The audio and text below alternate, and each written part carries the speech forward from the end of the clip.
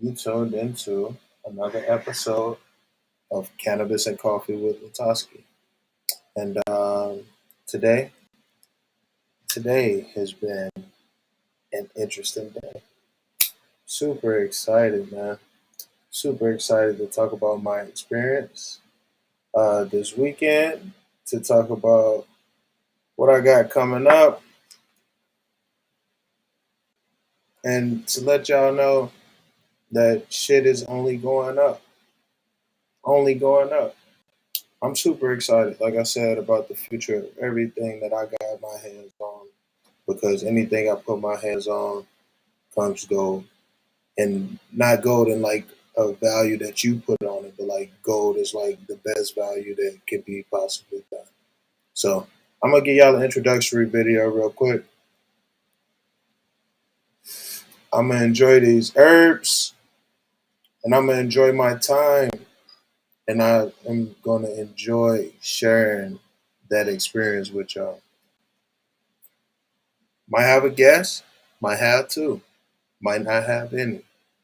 But you are definitely tuned into the next episode of Cannabis and Coffee with LaTosque. Grab your merch and all that shit now at LaTosque.com.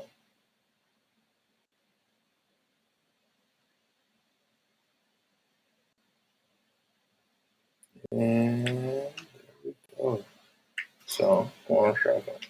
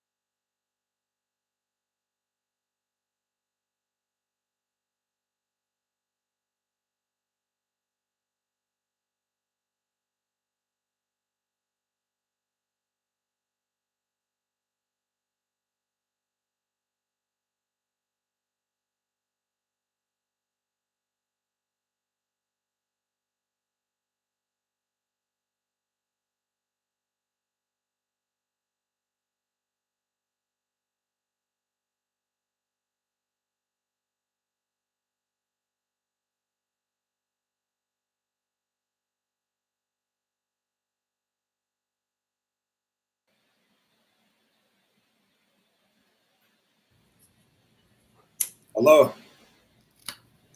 Hello, can you hear me? I can now. Good. How are you Ladies tonight? and gentlemen, welcome, Miss Pamela Crump. Well, hello, everybody. How are you, young lady? Uh, Exhausted. How about yourself? Feeling well. Today's Are been you? a really great day. I can't complain. Oh, I'm glad to hear I that. cannot complain. Today's been a good day. You know, um, as you can see, you came out to the contest yesterday. Thank you for Yes. coming out and supporting.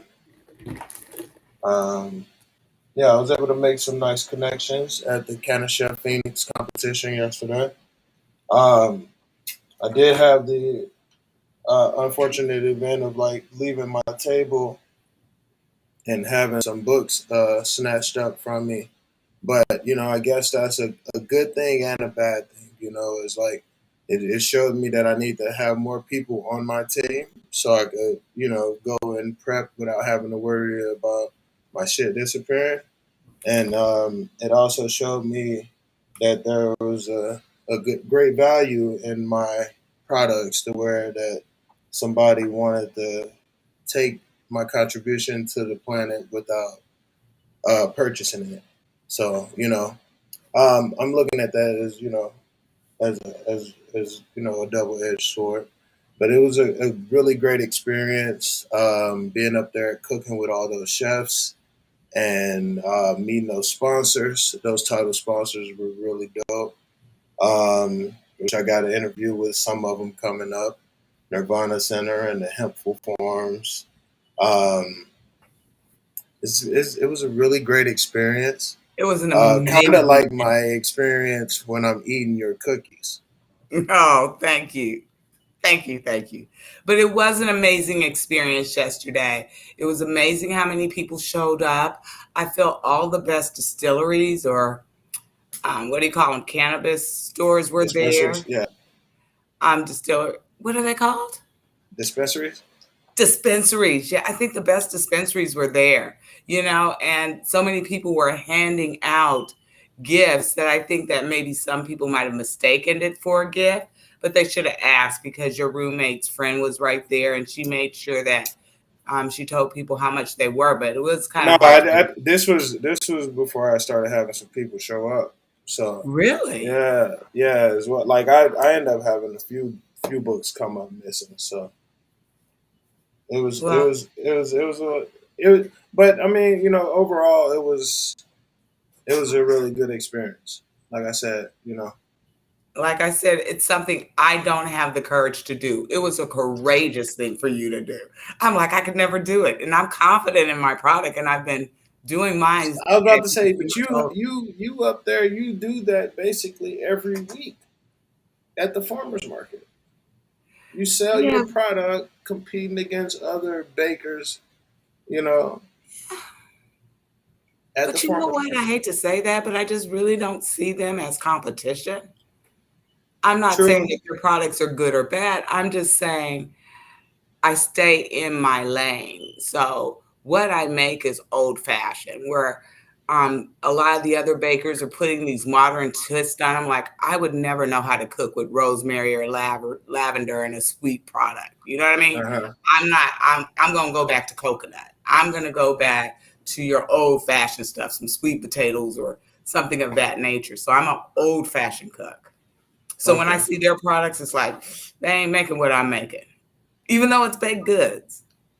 True. It's soul True. food for me. It's soul food for I me. I understand you with that. I understand you with that. So speaking of soul food, where do you come up with? Well, first of all, please tell the people what you do because we just instantly got into the conversation. Introduce the people to you. I'm Pamela. Who's Pamela Crump? I'm Pamela Crump. I'm a divorcee. I'm a senior citizen. I am from Berkeley, California, born and raised, educated there all the way up to UC Berkeley. I'm actually retired from Deloitte, moved to Arizona 15 years ago. Started the business about 5 years ago, been in the farmer's market since 2018, I believe, the beginning of the year. So we're approaching our fifth year very quickly here. Um, and I do a lot of local events. I've done First Fridays. They tell me you're at First Fridays hanging out now. But I do First Fridays. I used to do First Fridays. I've done a few coffee shops before COVID. I was over at Joe Bott's and I was at Pa's Cantina. And there's a cute little African coffee shop off of 44th and Thomas that I was in. But I'm not doing coffee shops anymore. I'm basically Okay. sticking to the markets and I'm sticking to events. And with COVID, some of the private catering did kick up with corporations. So I'm doing a little bit more corporate booking now. Now, why did you stop dealing with coffee shops, or why are you stopping dealing with coffee shops? Um, I think it's more time management and I think it's more staffing and I think it's more unpredictability. You know what I mean? Okay. I never know who's going to show up. I don't know if they're going to be able to turn it over. I don't know the background or their finances. You know what I mean? I can deliver Hmm. my property. You know, I just don't want to build a reputation someplace and it collapses. Mm. You know what So I you're mean? selective with what brands you post your products at. Yeah, I'm only one person. I don't want to spread myself too thin. So I really want to make Okay. sure that like I said, I was in Pa's Cantina. I was there from the day one that they opened. They shut down completely. They've been bought out by what? What is it? The I was gonna say Margarita? it was rebranded as the Yeah, Margarita, correct? yeah. So it's just like you, and then it's a little bit different. They have to understand their customer base. I have a business to business plan with them, so they have to have a minimum purchase. They have to be able to meet their demands, but they get custom labeling, and logos and everything else. But um, right now it's just people are still kind of hand to mouth, and it's the same with businesses. You don't know where they stand in their PPP loans or even in the EIDL loan. So it's time to pay that money back. So I'm in the black. I'm in the I black. definitely feel you on that. I feel you on that. Yeah, it's going to be time to pay that money back. So you got to be ready for those things. Yes, ma'am. So, where'd you get the idea for your business? How did the idea for Pam Snacks come about? Homesick. I was homesick. I grew up with home baked goods all my life. I had an Okay. auntie, every time you went to her house, she had tea cakes. She either had a cake or tea cakes. And I just grew up with that old fashioned mentality. When somebody comes to your house, you have some coffee, you have some tea. You always are able to sit down and give them something to warm their belly.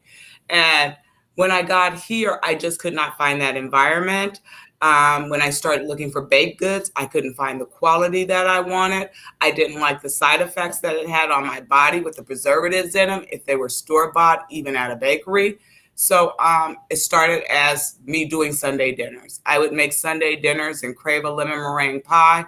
Make that pie, look at that meringue sitting up so high, and I got to share this pie. Hmm. And that's how it got around. I'd be like, okay, I can't eat a whole pie by myself. So I started giving away slices, making cakes, everything I wanted to make. And for the first, I want to say, for like maybe 4 or 5 years, I just shared desserts. And then I had one employer, I would bring my leftovers in on Monday. And that's how they kind of like, can we start buying products from you? And it was hard for me to sell my products. It really was, because I've never had to pay for baked goods, you know? So if it's something that it's like a neighborly thing. So Yeah. when people's like, well, we're having Thanksgiving and can you make me 3 pies? I'd be like, yeah, I can make them, but do I want to? And then the next thing is how am I going to squeeze in my holiday bakes too? So that's how it pretty much started out. A lot of people thought my business should have been named Pam's Pies, but from that experience of baking for others and special requests, I learned how hard it is to transport really good baked goods, because I've made Hmm. baby shower cakes and wedding cakes. I've made some stuff. And I just don't like the transportation of big goods. So now basically I am doing snacks. A lot of people don't know I do a lot of other different small goods, but most people know me for cookies. And I love my Okay. cookies. I do too. You got some nice flavors. You got some really nice flavors. Which I got a few in mind for some collaborations that I'm going to shoot by you. But off the top of my head, do you have a coffee cookie? Yes, it's called espresso cream. And it's in I partnership think with I Blue House Coffee. really. Yes, I do partnerships all the time. So, like Blue House Coffee, they're another vendor at the market. We tested some coffees with them, and they created me an espresso on a bean that has more of a sweet tang to it. And I Mm, make the espresso cookie quite often, but it's called espresso. It's an espresso cream cookie. Looks like a chocolate brownie with white chips. nice. I'm gonna keep following the page and find out when the next time you bringing those back. I'm gonna have to try that if Yeah. I haven't already. I mean, I've tried so many different flavors. Um, I really don't know. I know that one that I am super excited to try about when you bring it back is that peach cobbler one. I've never done the peach cobbler here. Wait, Like what was that you I do make a posted peach on your cobbler here. Instagram? Yes. Okay, you haven't done it on the market. Well, the thing is it's not a cookie I've done in Arizona. You got to realize I'm Mm, from the Bay, so when I get home, I know what my family wants to eat, and that's what they want. hmm. So I'm used to Okay, cooking so that's a a little whole special different order. menu here. That again, I see because you got a German chocolate as well. Yeah, I I'm a haven't seen California that one on the.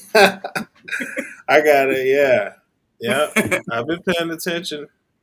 Um, how did you raise funds for the beginning of your venture? I think time was probably my greatest asset for that in terms of financing. Number one, it wasn't that hard. I was already a baker, so I already had all my bowls, all my mixing, all my cookie sheets. Um, the licensing and just setting up the business, that was a small cost. So anyone can really set up a small business. I think licensing and setting up the business, just from a legal standpoint, was probably under $250. Getting into the market was about $100 for the year. Insurance is what really hit me pretty hard. The insurance is a Okay. lot higher. That's like 300 pops a year. But It's like 300 what? about $300 a year. Okay. But paper wise, to get into that market set up without any baking and equipment and anything like that, it's probably about $500-600. So that part wasn't too bad. That was like an easy stash saving. The next part was pricing my ingredients. How much was I going to sell my cookie for? Because I really didn't want to overprice people. So that was the next thing, getting my goods, searching that out, and narrowing down my cost analysis. Once I got my cost analysis done and I could figure out what I needed to do, I slowly built my equipment. Now, what I did do for the first year only was take tips. I normally don't take tips, and that's a whole history lesson, but I wanted to buy my equipment. So if you look behind me, let me see if you can see it. So I took tips for that oven right there. Okay. And that oven is pretty expensive, but I use it solely for cookies. So therefore, you never have any meat flavors. You never have any onions or any type of bell peppers. It's strictly a sugar oven. And I took tips for that. It took me about 6 months in tips to get that oven. And then as you go around the room, I just pick up equipment as it comes. Like this little fridge over here is strictly all of my butter and all of my dairy products when I do full flavored. You got your baker's rack. I got a whole set of mixers, and there's a whole nother part of the kitchen too. But this is just the small bake area of the kitchen. So it just takes time. You accumulate your products over time. Don't overpace yourself. You got to be patient. You're going to have slow weeks. You're going to have heavy weeks. And then the catering picks up. When I first started out, I did a lot of bereavement cookies. A lot of people knew me. I knew a lot of people actually. But a lot of people knew I made cookies. So a lot of people would always call me for pound cakes and coffee, or for cookies and coffees for their quiet hour for services at funeral homes and stuff like that. So I'm pretty well known around that community as well. A few churches, few big churches actually, and a couple of the larger mortuaries and funeral homes. That's quite interesting. I wanted to ask you. You said you wouldn't recommend taking tips, or why'd you stop doing tips? Is it Well, a story basically, behind that, or well, the history lesson behind tips is as an African American, tips used to be our first salary. You know what I okay, mean? And so think about it when you look at the trays and you had your bellboys and the people that load your luggage or your servers in restaurants, they were always African American. It was like the new form of slavery, the new form of payroll. So people would work all day long. I mean, dead tired to the bone, and wouldn't get a tip. I mean, literally worked for $0. And if they didn't show up, they didn't get a tip. So the main thing is knowing that as a part of my history, I have never ever set my business based on tips. My business is not based on tips whatsoever. If I take tips, it's always for a cause or a purpose. So when I say cause, I will take tips like when I want to donate cookies to the VA. The veteran hospital okay, called me and said, "Hey, look, can you donate us some cookies? I'll be fine. I'll throw up a sign, take some tips." And they know it's going to go to the VA because they'll see the pictures published later, and the VA will say send me thank yous. But I do that for like the VA, for my kids programs. I did it for COVID. So I'll take tips for a cause. If I was to take tips for a purpose, it would be for either equipment, and that would be probably about it for equipment. You know what I mean? I might want to go something big or do something really big, and then I'll ask my customers to invest in my future. But you'll never see a tip at my desk. Speaking of customers, how did you build your customer base? Consistency. You got to show up every time. Every time. No matter how dead tired you are, you have to stay. Like you see, I post my menus every week. If I don't have an ingredient, I mean, I can be in the twilight zone of finishing my bake and I might just be out of freaking baking soda. I will drop everything and go get that ingredient. So I have to stick to my menu. If I promise you a cookie, I'm going to make that cookie. And showing up every weekend. It's like the mailman. We show up rain, shine, whatever. You got to show up. You got to be prepared for some crazy questions like, but I think I've gotten through all of that. I've had some abusive. What's a crazy question? Like you feel like I feel like you went to a place that you were about to go. You're like, hold up, I don't know. What's a crazy question you've been asked at the market or something? You got to share some with us. Oh goodness gracious! I mean, people will Or did ask me. somebody be I like, think people come up to me with some of the strangest ingredients or requests for a cookie, and I just have to put my head down. I'm like, no, I'm not going to make that cookie. And it's not like they're saying, can you put some cannabis in a cookie? But they'll come up and they'll ask me to put something outlandish in it, like maybe like broccoli or like a vegetable, and I was I've just done about to chai say, tea cookies, you like, know what I mean? But it's like how people say zucchini bread. I don't know if I mhm, would ever make a zucchini cookie, but they'll come up mhm. and they'll ask me to put in an outlandish ingredient, or they'll turn around.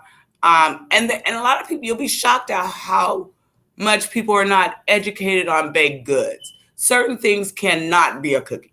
You know what I mean? Mhm. It's hard to make a pie into a cookie. It really Right. is to do it. You know what I mean? So they'll ask for a pie flavor, which I can give them a pie flavor, but they ask me for a pie. You know what I mean? Why would you ask me to make something a certain way? And doggone well, it's a pie or a cake, or you know what I mean? Yeah, because Or my egg. favorite is sweet potato pie, I'm doing and sweet I potato know cookies this weekend. I and it's out. All right. But I do a sweet potato cookie. I don't call it sweet potato pie. The sweet potato, Mhm. and it's going to be on the menu this weekend, so come pick it up. And it is going to be vegan.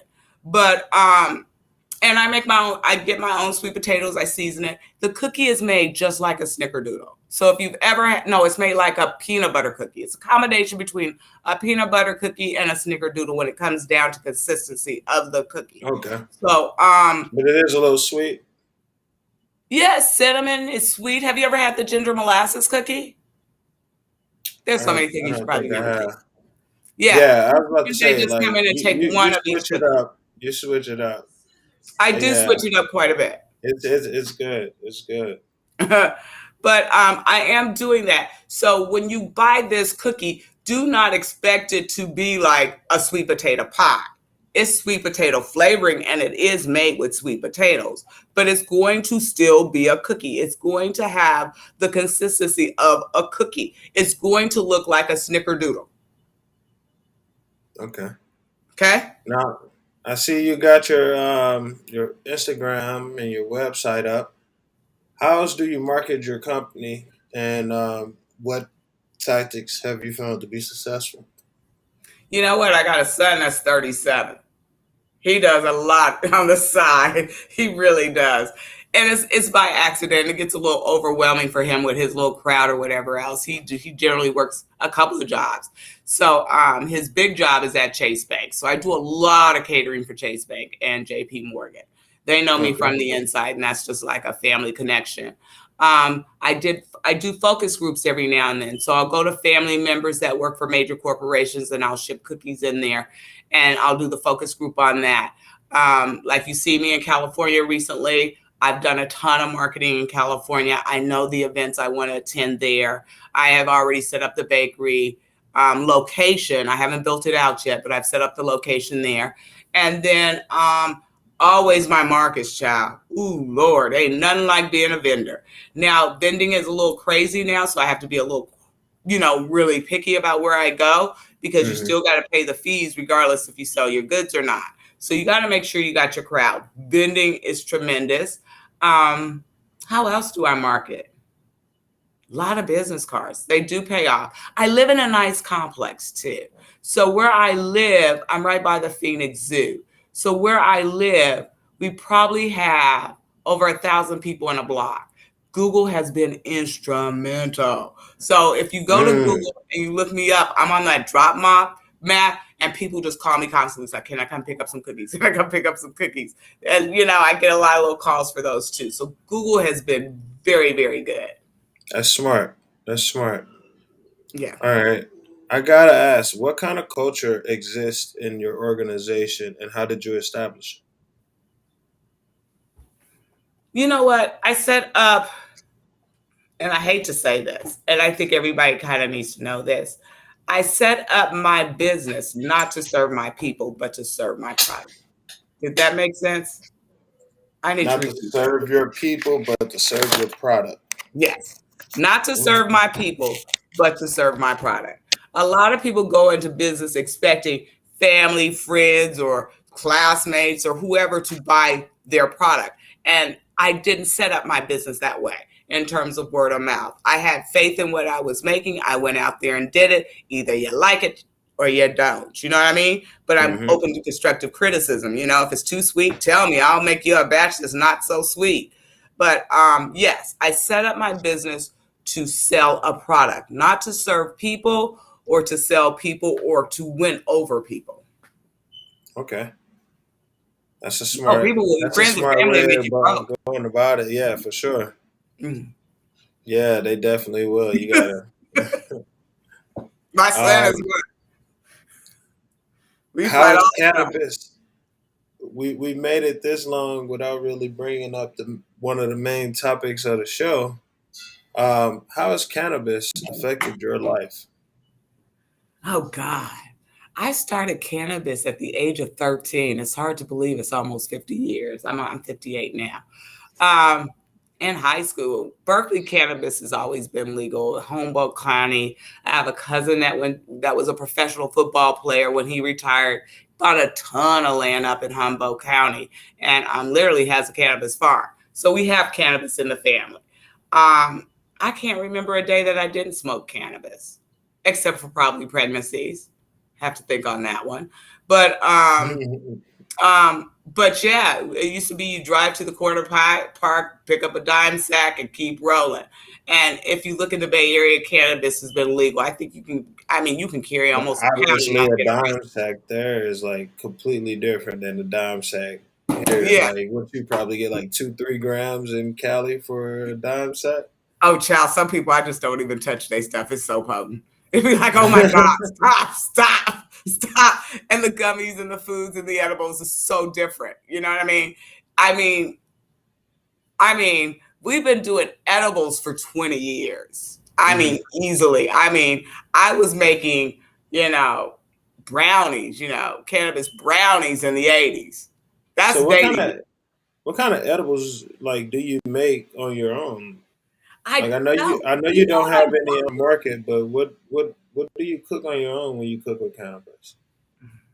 I don't do any edibles. When we used to do it, and I know how to steep it, and it's a lot of work to take a ton of bud. I mean, we be having Hmm. pounds around to make that freaking butter, and that's why I say it takes a lot to make the butter. So if I'm going to do it, I have to find somebody that's going to be like, okay, let's clean all your pipes, let's get all your resin out of everything, and we cook it and we boil it down, and that's when we get the pure extract. But sometimes what we'll do is we'll sit up and we'll bake the herbs or fry the herbs and drain it and sift it through to get that butter, get that pound of butter. And You that's said just you said you would fry the herbs.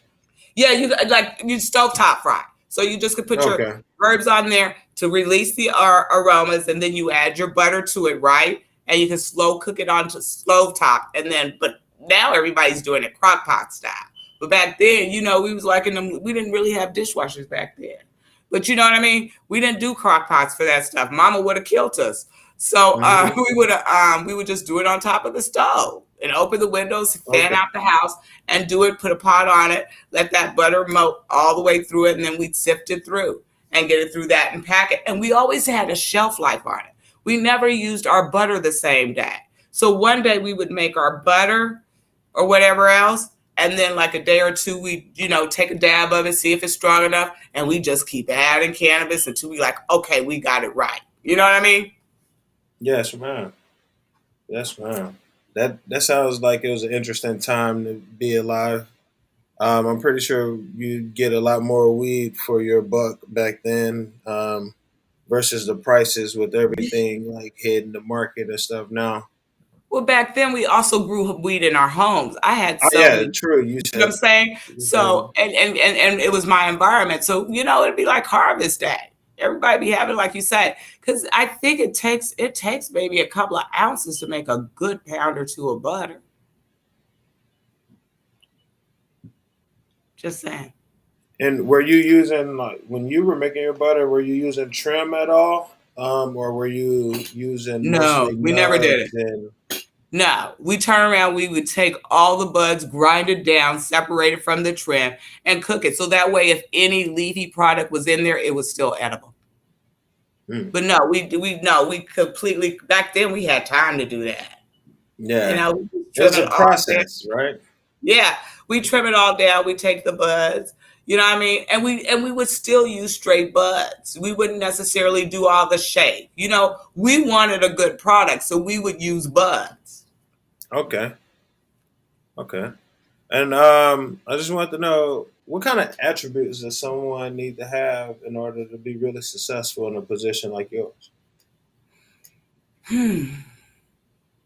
You have to listen. You have to listen. You have to take the feedback from your customers. You have to apologize to your customers. You know me, I always say I got a money back guarantee. Don't bring me the cookie, I'll just give you another one. But you also have to have no fear. You can't have any fear. Um, you can take a step back from your business, but never shut your business down. You're going to have bad days. But overall, I think that the best thing about the business is you have to have your eyes open because you will see the human kindness that other people have. I think I have met some wonderful people having my own business. Just the support, the love, the ingredients. I mean, some of the cookies on my menu, I can tell you who gave me the recipe for it. You know what I mean? I mean, a lot of my recipes, I want to say maybe about 20% of my recipes might be gift recipes. Gift recipes. So think about that. My business is not built solely on my recipes or my tweaks of other people's recipes. They are actually gifted recipes. So that's what I mean. There's human kindness. You got to listen. You have to be determined. You cannot be scared. And the fifth thing, save your money and don't take no free money. Don't take no free money.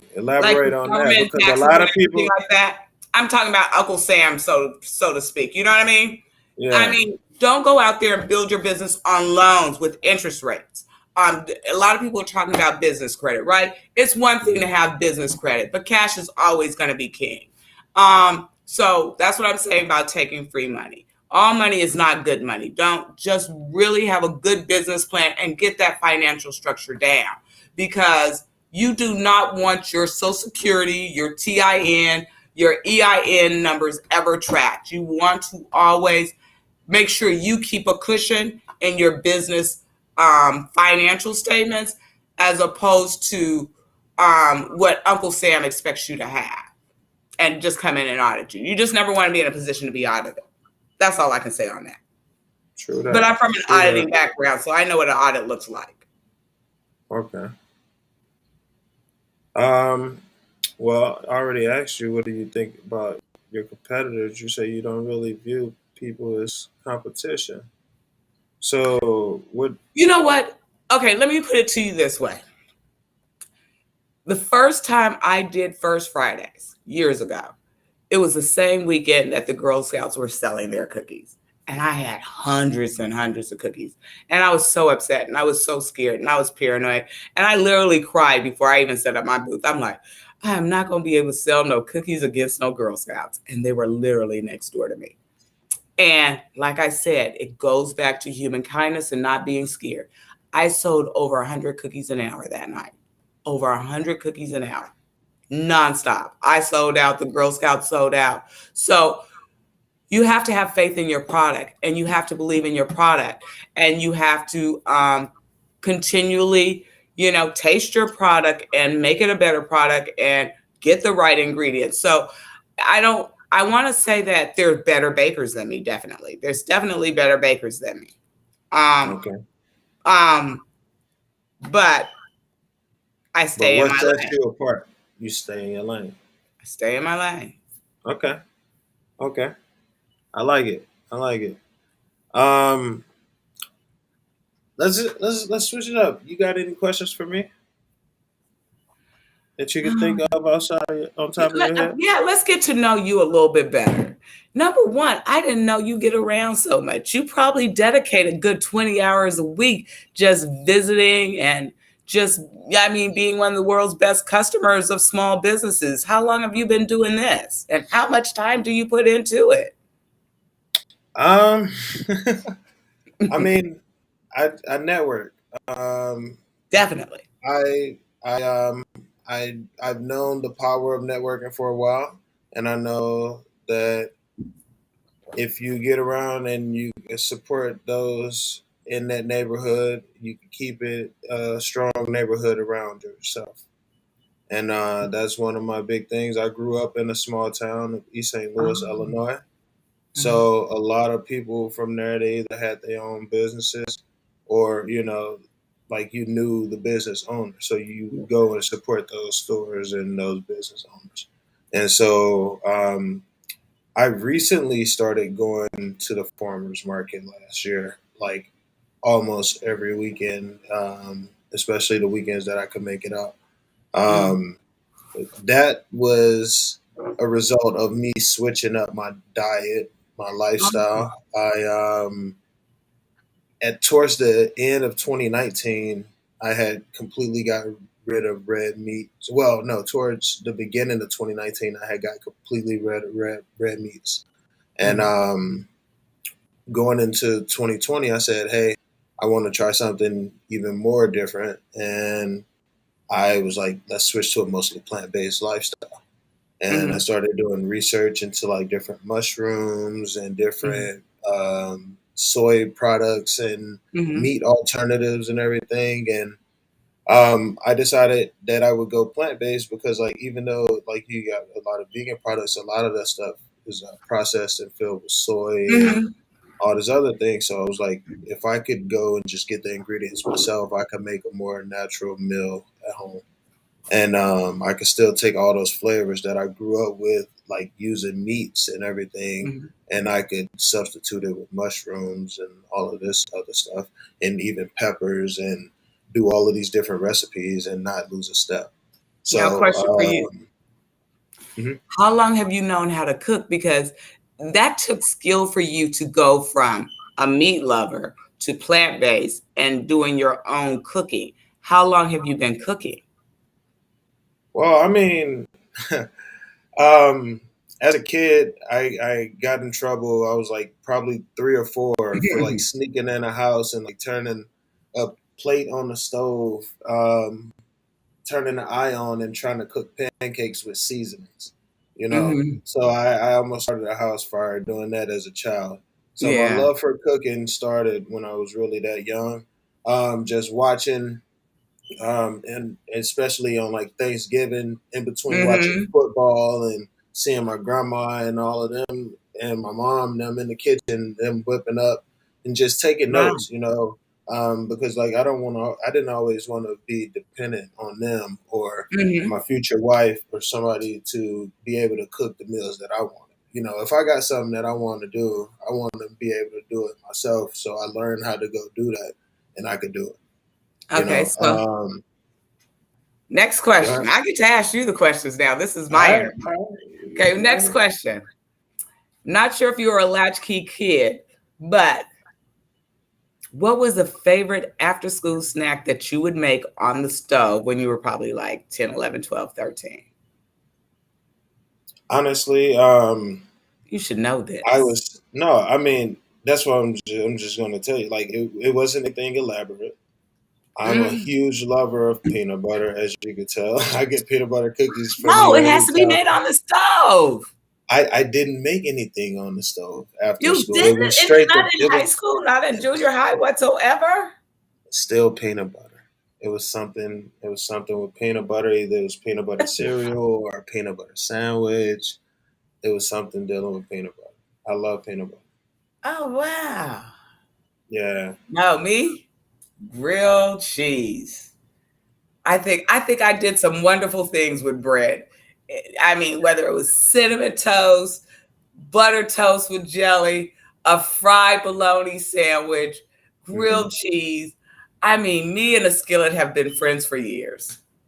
grilled cheeses were amazing. But yeah, my go to has always been peanut butter. You know what? I can say if I did stray away, it would be me adding peanut butter on some pancakes. Okay. So Because you would make your I do breakfast for dinner a lot. oh, okay. I do breakfast for dinner a lot. But you That's just one was thing in that I this love. great big old cooking competition and you got skills. I'm like, look at him. That took me so far back. Um, I just kept seeing you as a cannabis guy and Mhm. just a connoisseur. I got a brand new side of you yesterday. I just considered you a connoisseur. As a customer, I just Thank considered you. you as a connoisseur, but you have so much more depth. You're Oh talented yeah. as a cook. There's so much more to me. I just I'm more reserved and I chill and I express what I want to express when I express it. And Mm-hmm. my biggest thing is like you can't control how people perceive you, Mm-hmm. but you can control how you perceive yourself. And that's the biggest perception that you could have to mind is how you view yourself. And as long as you view yourself in the right light and you holding yourself accountable, that you'll be Right. fine. Do you feel like you found your purpose? I feel like I'm still working with it. Um, I I do a lot, and so I feel like um, once I'm able to make the moves I have on my pad, once I'm able to make those, I feel like I'll be more aligned with what I got going on with my purpose. So I I think know I know what I believe my purpose is. okay. Um, but have I completed it yet? No. No, are you? I'm just saying, if you know what your purpose is, I think this is the one thing that I knew when I went into my cookie business and I decided I wanted to do it. And people got really sick of me. Is that I woke up every morning thinking about cookies. Every Mm. morning. To this day, I wake up still thinking about cookies or something business related. So I think sometimes when you find your purpose, a lot of people say they don't know what their purpose is, or they probably do know what their purpose is and they ignore it. But once you get into your purpose will drive you. It will literally be like foot on the gas, no stops. And I think that you have found your purpose. I truly do because I see you foot on the gas going full speed ahead. I'm just trying to figure out, you know, where's the mountain? Where's the mountaintop? Because I see you going up. So I'm trying to Oh get yeah. follow you. I think I'm gonna join your bandwagon. Like I said yesterday, it's just it's a great building block Mm-hmm. for all of the great things that I got going on with speaking into existence, with Mm-hmm. entertainment, with music, all of that. All of this is going to play a key in it, and I can't wait to unveil my next steps with everybody and with the world. I got a lot of stuff that I can't really say yet, Okay. but I do I do plan on bringing all of these different facets of my life into uh, one homogeneous product. Before my business ever became into existence, and I thought about it, and this has to be like I want to say almost 10 years ago. And I hadn't even thought about it. I had just started baking and I knew I was good at baking at this point. And I said, you know what? If I ever had a business, I want a cannabis bake shop. That's what I always said. But my thing was, and I thought about the marketing and everything, right? My son still laughs at me about it. But I'm like, you know what? And I really it's wanted absolutely possible.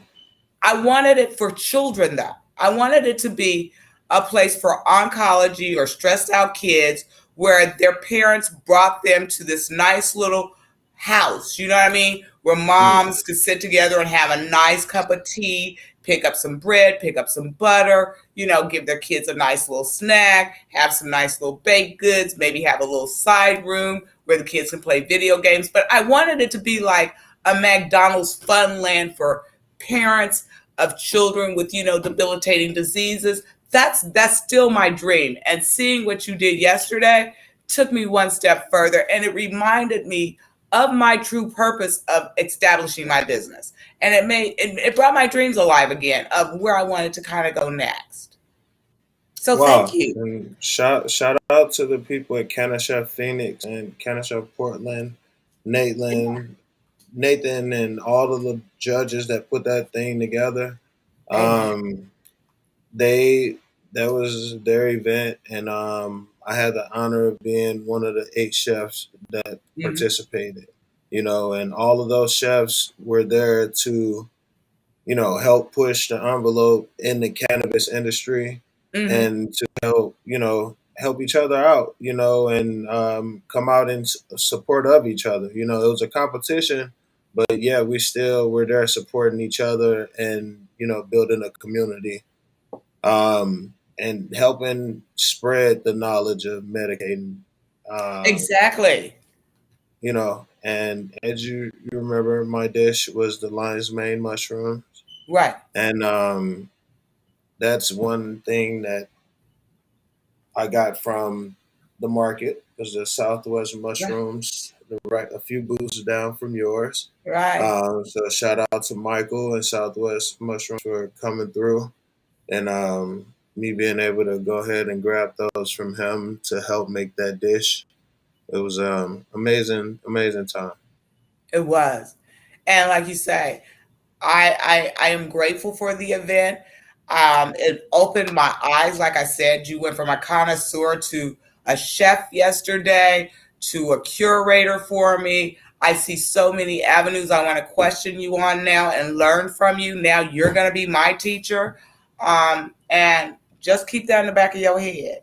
Pam's saving some money for some type of cannabis environment, food line, and hopefully you'll come on board and what I mean, create some good vegan sandwiches or something for me.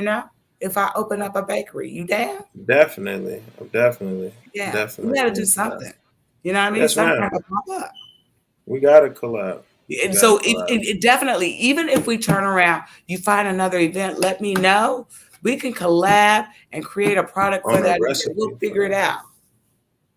Let's do it. Let's do it. Let's I do got the it. 10. I got all the equipment. I've been in business for a So long time. I'll bring I everything saw you you. need. I saw you. You say you smoked since you were like 13. Have you been a fan of cannabis strains and everything No, I'm like straight that, or do THC. you? I can't do that. You know what? I have a son. I keep telling you, he smokes 40 a day. Okay? I cannot stay in the same house with him. I mean, I have allergies when he smokes. And he does it with the swishers and tobacco paper. And the thing with him is I do straight THC. If I need a strain or something, I just can't understand the strains. Um I'll tell him to go pick it up. It's like, don't So give me some strain that's gonna knock me out and have me sleep. I cannot be stuck on stupid smoking weed. That's my thing. okay. And you can So smoke some you weed if you're prefer a smoking stupid. sativa that'll keep you going, that'll stimulate you mentally. Child, I have mines delivered, so I got my little jar right here. It's quite a bit up in there. It's homegrown. I don't know if y'all can see it. I shouldn't be doing this. Nice. But yeah. So yeah. Thank you. So Wow. um Beautiful, yeah, nice bud. yeah. So I've been in the game for so long. Oh, child, you'd be shocked at some of my friends at the market, child. I'm like, oh my god. I'm like, how did this happen? That I'm in this cannabis. It creeped up on me that I'm in this cannabis environment. But yeah, I have a guy that literally rolls does a certain amount of pre rolls for all the dispensaries. He's in every dispensary. A brother. He has a whole setup shop, and he does all your pre rolls. Nice. I have one of my customers does all the pre rolls for like a good majority of dispensaries. I have another friend that's from out of town, and a lot of people have been talking to me about it. But I think my eyes were closed. The blinders were on. COVID was out there, and we discussed another woman recently too that I want to turn around, kind of have us all three get together and meet with in terms of cannabis. Um, but yeah, you opened my eyes. So we have a lot to discuss over the next weeks and years to come. Yes, ma'am. We will definitely do that. I know I'm not gonna keep you too much longer. I know you're a very busy woman. Just got a few more questions for you. Okay. Tell me your favorite thing about being in the community. I think the best thing about being in Arizona is that I've lost all of the peer pressure and the expectations of others that were once placed upon me. I feel here I'm a new person. I can make my own dreams come true. I feel I'm in an environment now. I have to sink or swim. You know what I mean? My mama's not down the street. I don't have anybody to depend on but me. I have my son here. Trust me, I still have family. But Hmm. I think that I grew up. I think I had to relocate to really grow up. I had to stop being a mom. I had to stop being a child. I had to stop being a sister. I had to stop being a wife. I had to learn how to be me. And being here, I've learned to be me. Nice. That's a pretty solid answer. You always wonder, what I'm gonna get when I ask that question. So that was a nice, insightful way into your brain. Yeah. Um, have you been to a lot of cannabis events out here or in California, or were you just like? I mean, like I know Well, you me family growing up now, grew, you got to but like, understand that you hit the nerve right there. You hit the nerve right there. You got to understand when I grow up and I go to California, and this is how my kids were raised too. hmm California has weekend parties. I mean, everything's a weekend, everything's a concert, everything's a party. So okay, literally, I grew up in an environment where we've always had smoke rooms. I mean, even at really, Thanksgiving, Christmas, whatever. Grandma, everybody knows somebody gonna be smoking some weed. That's how popular it is. So we got the whole puff puff no parking on the grass room in my family. We got the pool in the backyard. And the party's always 3 days. It's always 3 days, the holiday weekend. And that's how we get together. So yeah. We do it on the green at the concerts. You can't go no place in Cali and not smell herb. true. I We don't smoke need. in our cars. People used to get in my son's car when he drove down here. They would get in his car. He'd go get his car washed, and people would get contact high. They'd be like, "Oh, this car smells so good." People used to ask me all the time, like, "Damn, like what? I mean, shit, you don't smoke." You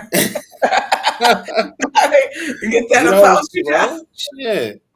So yeah, you gotta. And Uh, I never really thought of myself as a true connoisseur or whatever else. I know what I like. I know what I want. I know what it should smell like. I know how it should stretch. Yeah, I know how to do some weed. I didn't okay. realize I was good at it though until yesterday. I did. It's like I said, I've been doing it since I've been 13.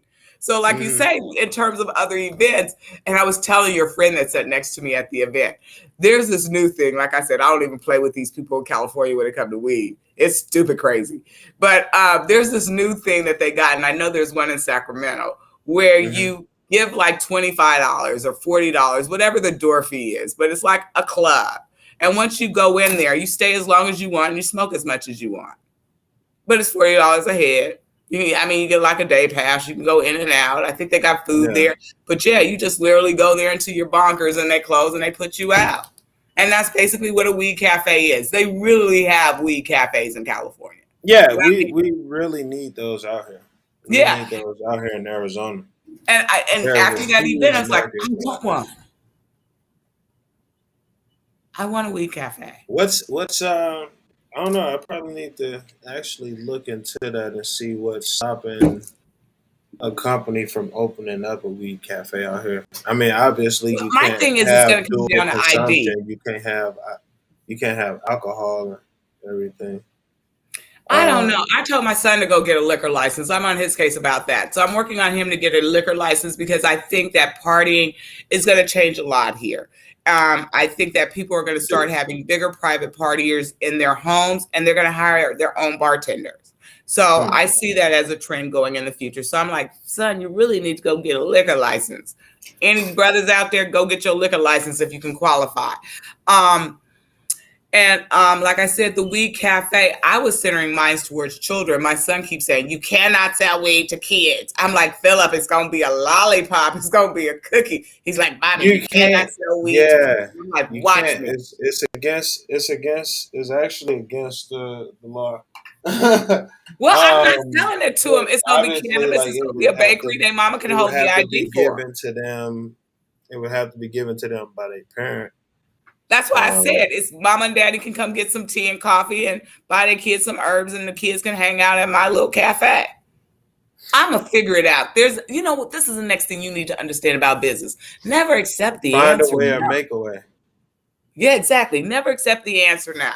Because, like I said, there's too many oncology doctors out there. And I see it happening in other places. If you go over, I had a boyfriend, trust me, when it came to smoking, he was a pro too. He was a cigar aficionado as well.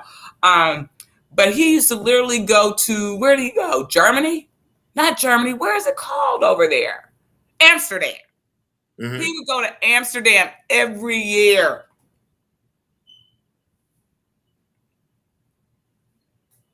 You know, you smoke Amsterdam. Medical tourism. Thank you. Every year. He loved Amsterdam. We don't play when it comes to weed. So yeah. So I mean, in Amsterdam, they have these coffee shops and these restaurants where you sit down and everything is THC infused. No strains, Hmm. no CBD. It's just straight THC.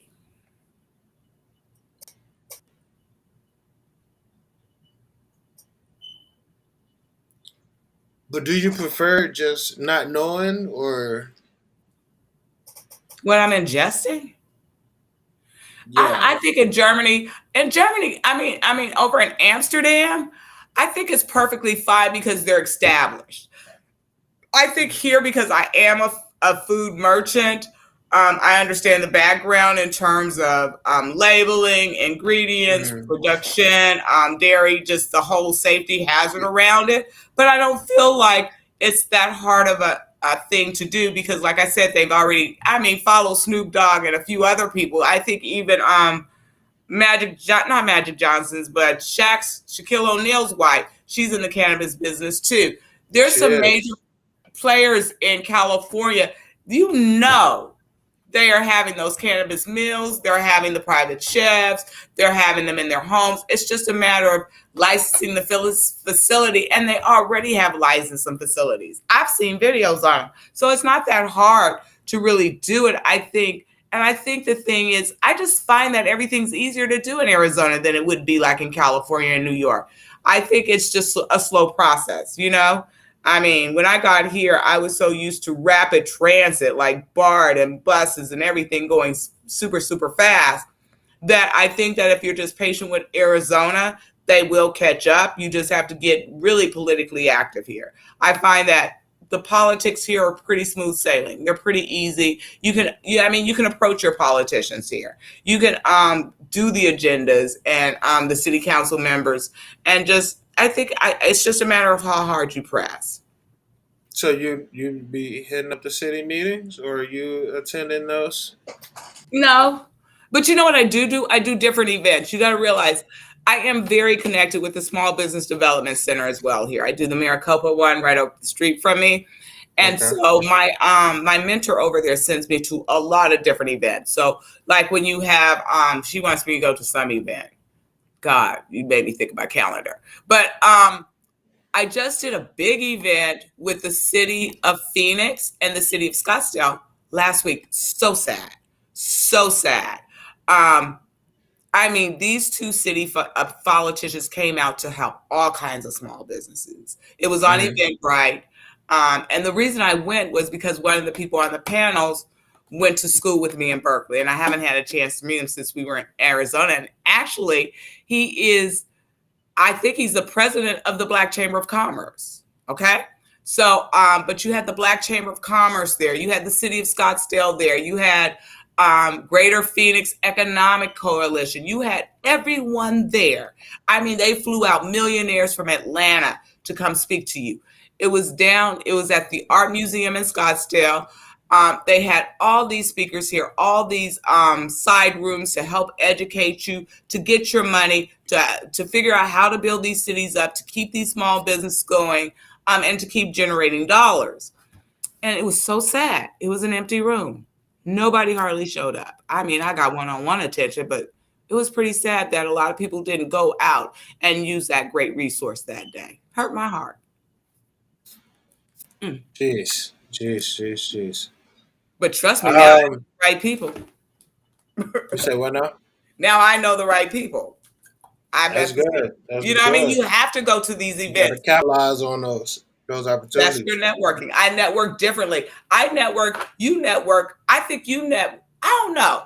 I network a little bit more politically. I want to make sure that I want to know what the city's doing, how it's building, how it's growing, what's the demographics of the city, logistically what's happening, because I've seen a lot of pop-ups. You know what I mean? Everybody, when COVID and they got their money, they stimulus checks, everybody started a home business.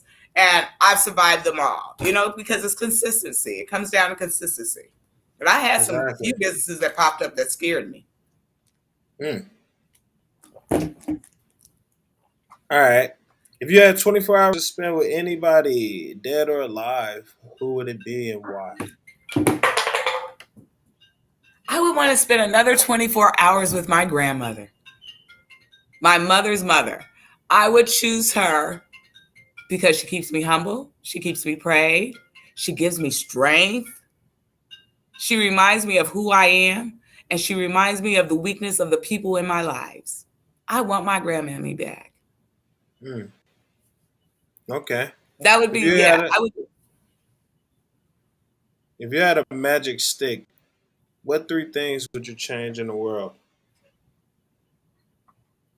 I would change evil. Somebody else asked me that question. Everybody's like, what would you do to change the world? I would rid the world of evil. That's the first thing. How would you define evil? Anything, I guess. I think war is evil to me. Racism is evil to me. Prejudice is evil to me. I think anything outside of the 11 commandments, the 10 commandments plus the one. So I think everybody should kind of pretty much live life on those principles. The second thing I would change, man,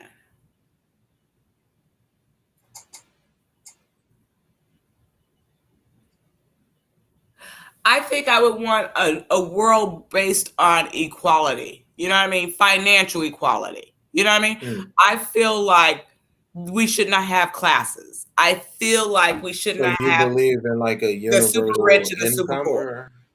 You know what I mean? And but I do feel I would change. I would want no evil. I would want to change the financial structure of the world in terms of classes. And the third thing I would want to change is I think I have to go back to nutrition, how we eat, how we live in this world to protect this world. Like you said, in order to be plant-based, we have to stop polluting this earth. I think I was so happy when COVID came out and everybody cleaned up. It was like, oh my God, there was no fumes in the air. The birds were chirping, the stores were clean. I would want a cleaner, I just want a cleaner world. What do you value most in a friendship?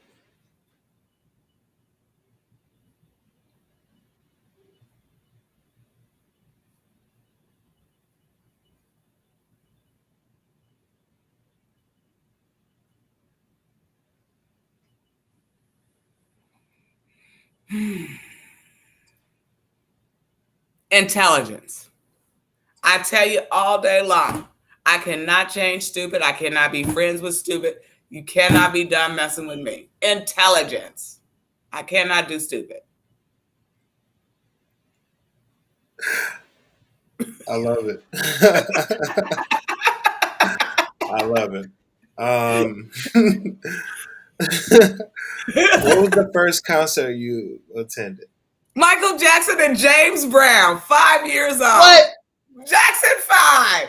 Girl, I told you, I'm Jeez. telling you, I done did some concerts. I got a wish list on concerts. Man. Michael Jackson and James Brown. What Oh, was the yes. last concert you attended? Oh, Mary J. Blige, second row, When Phoenix she came State out here Fair. to Phoenix? State Fair in Phoenix. Oh, State Fair? She did the State Fair? She did this. Don't Wow. underestimate Phoenix. People don't understand. I have grown, like I said, I seen Michael Jackson and James Brown when the Jackson Fives were singing ABC. It was my favorite Yeah. song, and my cousins took me to go see. I think I was like 4 or 5 years old. My first ride in life. I came home. I'm like, Mama, it was a riot. But anyway, I love the way the venues are set up here. I'm from California, which is a great big metropolitan city. So I'm used to like parking for like football games and just tailgating. When you come here and you go to, and I've done some beautiful concerts too, because I do Tahoe and Vegas for concerts too. But when you come here, I think that it reminds me of how I go to see Peebo Bryson. And if you ever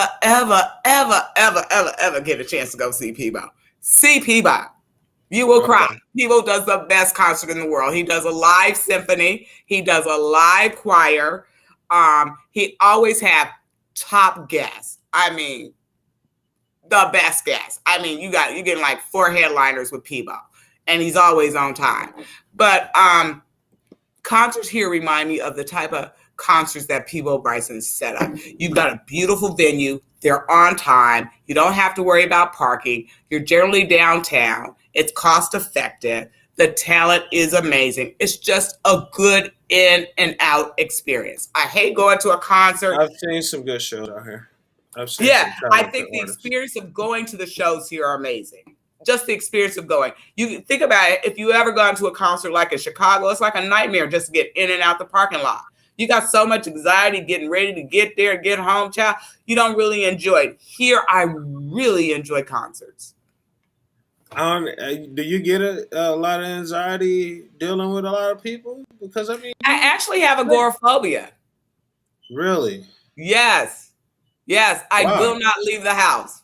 That's why it took me so long to answer that question on friends, because I will dump a stupid friend. But anyway, I don't leave the house. I literally don't. I grew up in an environment. Okay, now, let's be honest. What did you call the phobia again? It's agoraphobia. It's agoraphobia. I was sexually assaulted twice in California. That's why I moved here.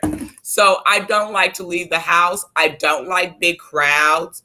And that's kind of ironic with the market. But I don't like big crowds. I don't like dark, tight spaces. Yeah. But yeah. I don't play child. I don't know. Think about going to Costco in New York City. I would have a heart attack. Literally. I can't because I cannot deal with 10,000 people in a grocery store at 10 a.m. on a Tuesday. I'm like, where the hell did all these people come from? I can't deal. That sounds insane. Like, doesn't shopping in 10,000 people store. I mean, I just can't do that. You know what I mean? I can do big events, but like I say, that's probably why I talk about my son a lot. He's a beautiful boy. But he handles me really well in terms of security. So like when I do night events, you'll always find me paired with another vendor. I used to be really bold and think, I was the shit. Does your son handle your booking for events or something? He handles my security, because you got to realize I will do some night events during the holidays, like festivals and stuff like that, or like something even like First Friday. If I'm not paired up with another vendor, my son will come. Because you got to realize when I do some of my bigger events, I'm like maybe sometimes selling 1,000 cookies. So I'm talking about my big events. He knows. He knows. And they'll be like 3-4 day events. Hold on. Yes, ma'am. But yeah. Thank you. So yes, I am sitting down with Pam from Pam Snacks, and guys, we still got a little bit left to talk about. So I just hope that y'all not we ain't lost y'all. I'm going to take this time right now to let y'all know. Go to LaTosque.com, grab yourself one of these cannabis and coffee bucket hats. Right on the inside of the brim, it says "A friend with weed." So make sure you flip it inside so everybody can know that you're a friend with weed. You know, I love cooking with weed. I love smoking weed. I just love the plant, and it's an amazing thing for the earth. And it looks like Miss Pam is ready. I'm gonna stop my rant about the mother plant. All right, let me welcome her back. Welcome back. Thank you.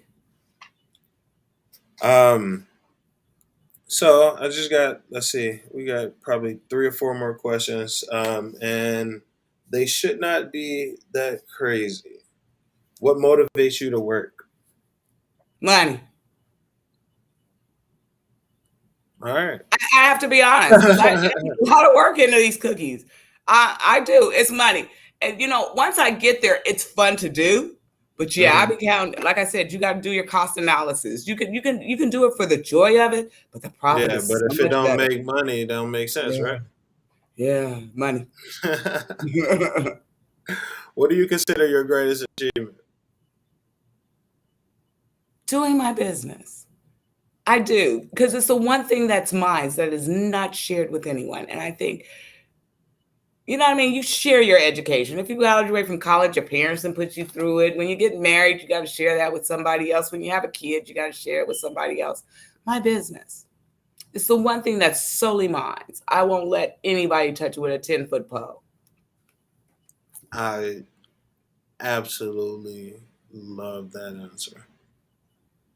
It's truly how I feel about speaking into existence and my brand and all the beautiful things that I'm able to do and control my vision and Mm-hmm. how I do everything that I do is because, like you said, once you take that free money and you got that outside influence, you lose the ability to control your vision and Mm-hmm. what message you want to put out there and everything. And by not accepting deals or like working with Mm-hmm. different places or studios, I'm able to still control my narrative and do what I need to do.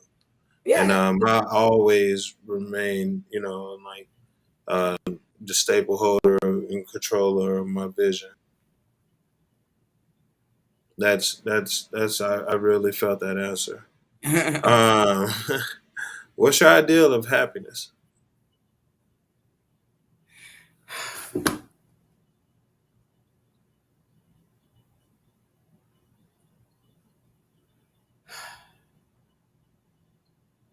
You know me, and I think I had to do this, and I'm like, God, here I go philosophizing.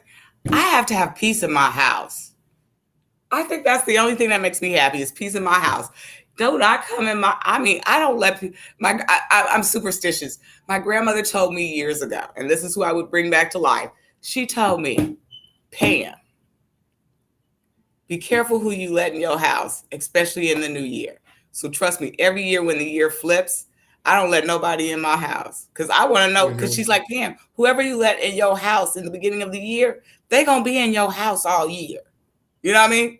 So she's Yeah. like, Pam, if a man is the first thing to walk through your door that year, she's like, men gonna be walking through your house all year long. If kids is walking through your house, I'll be like, you know what I mean? So, and I hold But true at to that. what point does it stop though? Like when is the buffer Oh, of the child, new it's year? bad. You have to have a good. You have to end the year with me on a good note. So if you Okay. end the year on a good note with me, you can come in here.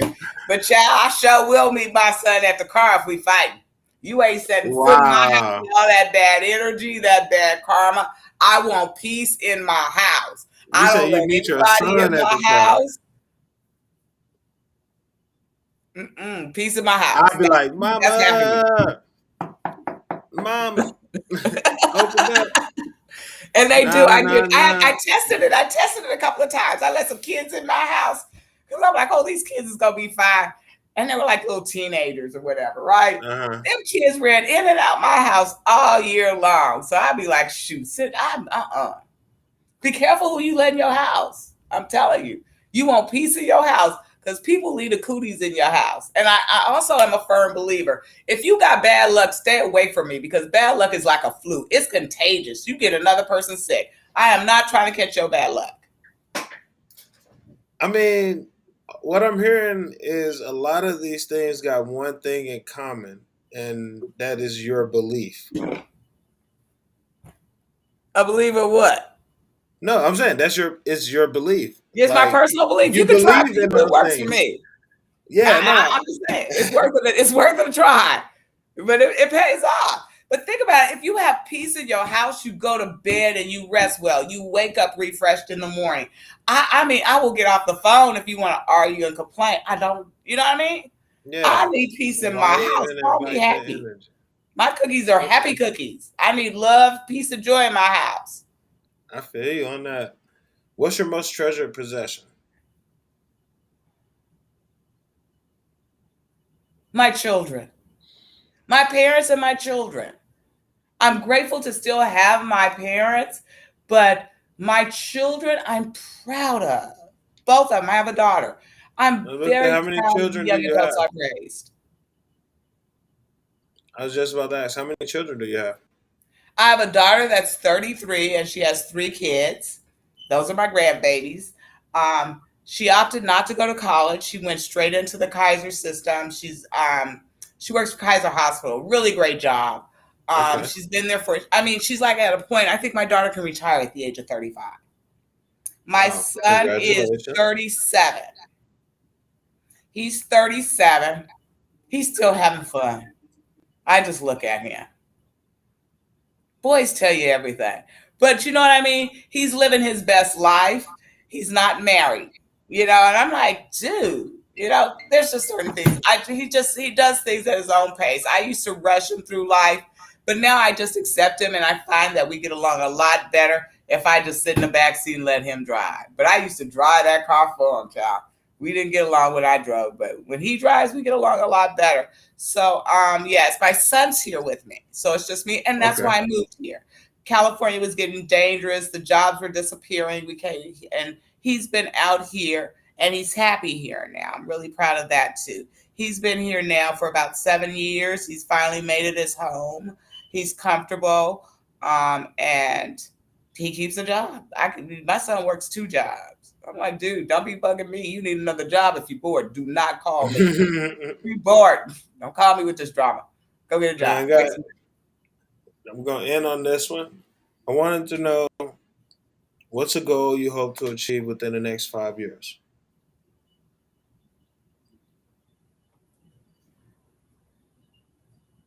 It's definitely going to be business related, and it's probably going to be how I'm going to structure the growth of my business. So whether I do the location in Berkeley and how I set up my market in Berkeley, because I know what I want to do in Berkeley. So I'll probably be in Berkeley like maybe 2 months a year. I'm not sure how I'm going to do that, but that's not the big goal for 5 years. That's more of a short-term goal. 3 years, 5 years, I want to be knee deep into my game plan of my cannabis bakery or whatever type of shop I want to set up, because I do want to have something that's fun, that's good and healthy and fun for children. You know what I mean? Like those kids that are suffering from between the ages of 5 to like 13. And I think we need something for that population.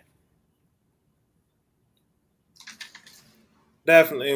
When the federal decriminalization and descheduling finally happens, it's going to open up and there's going to be more knowledge to be able to be spread about actually, showing people how to properly medicate. And it sounds so foreign and strange when you mention helping kids with medicine. when it comes to cannabis, but it's something that shouldn't be stigmatized. Mhm. Um, but yeah, thank you for sitting down with me today, Miss Pam. It's been It's a been a pleasure. great time chatting with you, getting to know you and your company, your family. Remind the people where they can find you again. A couple of places. You can find me one on Instagram at Pam Snacks. I'm also on Facebook at Pam Snacks. I have a website, www.pamsnacksphx.com. What else? Downtown Phoenix Farmers Market every Saturday morning. We're currently open from 8 a.m. to 1 p.m. And then you can now catch me at the Phoenix Vegan Market. That's the second Saturday of every month. And I'm not sure if I'm going to pick up a third market, but if I do, I'll let you know. Follow me on Instagram. You'll find out everything you really need to know. I keep it up to date really good. All right. And I want to thank everybody for tuning into this podcast once again. Available on all your major podcast platforms. Miss Pam, it was an honor sitting down talking with you. I cannot wait to see you again and taste some more of those amazing cookies, which Okay. obviously did not get to make it till today for me to eat on camera while with you. You gonna come get some cookies on Saturday. So thank you for coming in, and it was a great time chatting with you, and I'll see you soon. Love you, baby. It's so nice to know you better. Thank you. Yes, ma'am. See you soon. Bye. Yo, so like I said, you got all the merch, you got everything you need to know at LaTosque.com and manifesttthis.com. Um, I do have some news that I'll be releasing at a later date. Thank y'all for tuning in, man. I appreciate y'all always. Don't forget, if you really fuck with the vision, go ahead and subscribe on Spotify and become a supporter. It's only $4.99 a month. We got some other subscriptions coming up. I'm working on getting me a camera crew. And with that camera crew, we're going to be doing some content, video content subscriptions, and everything is going to be, it's dope. So I got some big shit working up, and I can't wait to sit down and chat with everybody in the future. Love.